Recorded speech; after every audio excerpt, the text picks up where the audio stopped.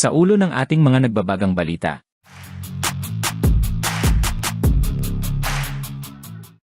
Ayon sa ating source na nagmumula sa NextGen PH Defense.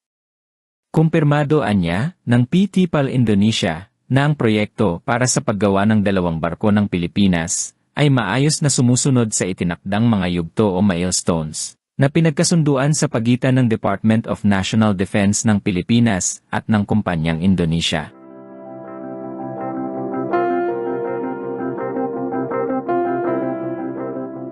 Ang proyektong ito ay isa sa mga pinakamalaking hakbangin ng kooperasyon sa larangan ng paggawa ng barkong pandagat sa pagitan ng 2 bansa at ipinapakita nito ang matibay na relasyon at pagtutulungan ng Indonesia at Pilipinas sa larangan rin ng depensa at seguridad.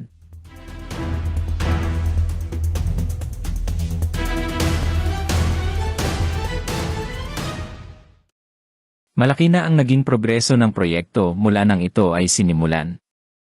Formal na inilunsad ang unang yugto sa pamamagitan ng first steel cutting ng unang landing dock o LD1 noong August 10, 2023, isang mahalagang hakbang na itinuturing na simula ng aktwal na paggawa ng barko.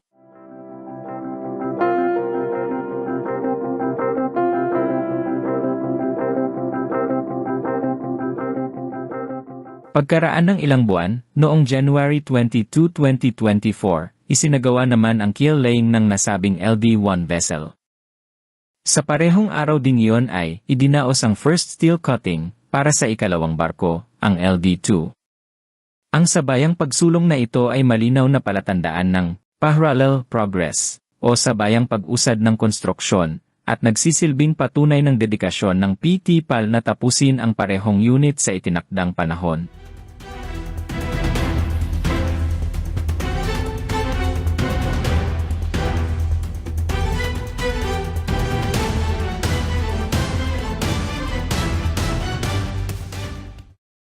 Gayunpaman, hindi rin nakaligtas ang proyekto sa mga hamon na dulot ng pandaigdigang kalagayang geopolitikal. Ang ilang pagbabago sa supply chain at sa kabuuang proseso ng produksyon ay nakaapekto sa schedule ng paggawa. Subalit hindi ito ikinubli ng dalawang panig, bagkus, idinaan ito sa masusing talakayan at kalaunan ay pinagtibay sa pamamagitan ng isang kasunduang may legal na bisa. Ayon sa PT PAL Indonesia President Director, Kaharudin Jenod, ang mga ganitong uri ng pagbabago ay bahagi na ng normal na kalakaran sa pandaigdigang industriya ng paggawa ng barko. Anya, sa internasyonal na industriya ng shipbuilding, karaniwan nang nagkakaroon ng mga pagbabago sa schedule. Mula pa noong simula, mahigpit na nakikipag-ugnayan ang PT PAL at ang Department of National Defense ng Pilipinas upang mapagkasunduan ang pagsasaayos ng mga yugto ng trabaho na akma sa kanilang pangangailangang operasyonal.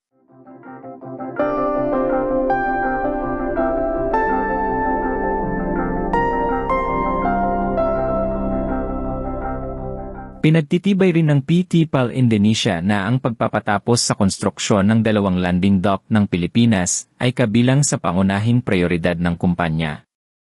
Para sa kanila, higit pa ito sa isang kontrata, ito ay isang oportunidad na patunayan ang kakayahan ng Indonesia na gumawa ng mga dekalidad na barko, hindi lamang para sa kalakalang sibil kundi lalo na para sa sektor militar.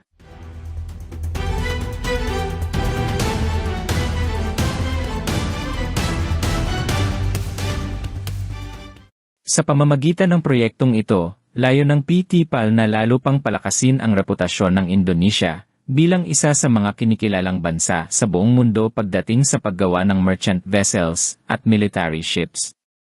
Para sa Pilipinas, ito naman ay isang mahalagang hakbang patungo sa pagpapalakas ng kakayahan ng hukbong dagat upang makasabay sa modernong hamon ng seguridad at depensa sa rehiyon.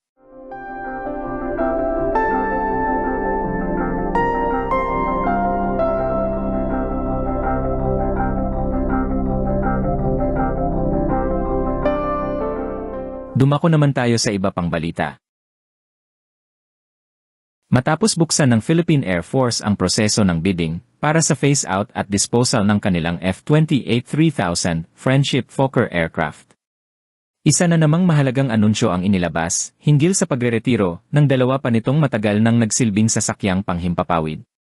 Ang Nomad Light Utility Aircraft. Ang dalawang eroplano na ito, ang Nomad 22B-12 at Nomad 22C-68, ay naging bahagi ng operasyon ng Philippine Air Force sa loob ng maraming dekada. Ang Nomad 22B-12 ay halos kalahating siglo nang naglilingkod, umaabot sa 49 na taon, samantalang ang Nomad 22C-68 naman ay mahigit 3 dekada na ring ginamit. Nasa 33 taon ang haba ng serbisyo. Sa kabila ng kanilang katandaan, parehong naging mahalaga ang mga ito sa iba't ibang misyon ng Air Force. Lalo na dahil sa kanilang kakayahang lumapag at mag-operate, kahit sa mga paliparang hindi sementado o maayos ang runway. Isa sa mga kilalang halimbawa nito ay ang Rancudo Airfield sa mismong Pag-asa Island na dati nilang pinaglilingkuran bilang bahagi ng operasyon sa West Philippine Sea.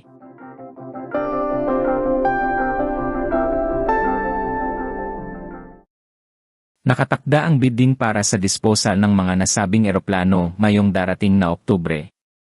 Subalit ayon sa mga pananaw at mungkahi ng ating source na Bonds QPH, sana'y hindi tuluyang ma-phase out at itapon na lamang ang mga ito. Sa halip, mas makabubuting maipasa o maipagkaloob ang mga nomad sa mga institusyong panghimpapawid ng Pilipinas, tulad ng Philippine State College of Aeronautics, o iba pang universidad na may kaugnayan sa larangan ng aeronautics at aviation.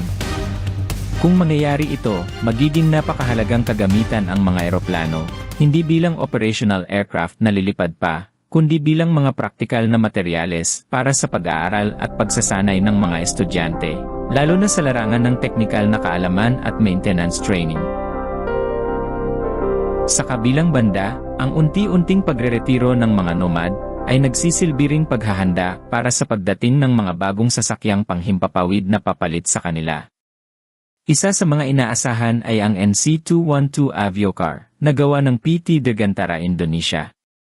Sa kasalukuyan, nag-order na ang pamahalaan ng Pilipinas ng karagdagang 6 na unit ng NC-212 at umaasa ang pamunuan na maihahatid ang mga ito sa itinakdang schedule upang mapunan ang kakulangan at masiguro ang tuloy-tuloy na kakayahan ng Air Force sa kanilang mga operasyon.